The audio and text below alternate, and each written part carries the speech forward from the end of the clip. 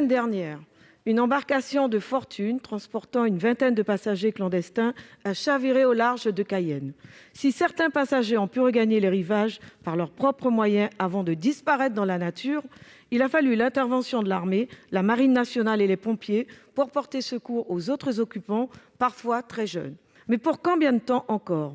Car personne ne peut ignorer que la Guyane est victime d'une forte immigration en raison de ses 378 kilomètres de littoral et ses frontières fluviales avec le Suriname et le Brésil.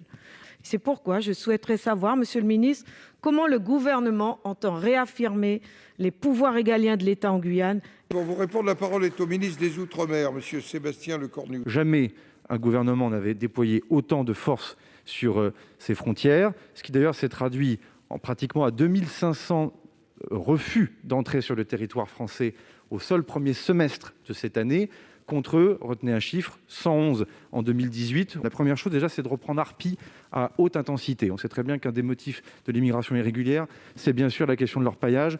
Depuis maintenant plusieurs semaines, le programme Arpi est de nouveau en fonction. La deuxième chose, c'est bien sûr d'améliorer la réponse sur l'action de l'État en mer, puisque lorsqu'on tient bien les frontières, on a malheureusement des tentatives de contournement, c'est ce qui s'est passé le 3 novembre dernier, par le grand large. Ça pose aussi la question de la lutte contre la pêche illégale. Là aussi, les forces armées sont déployées avec des instructions claires qui ont été données pour avoir des opérations spécifiques, notamment sur les embouchures de l'Oyapock.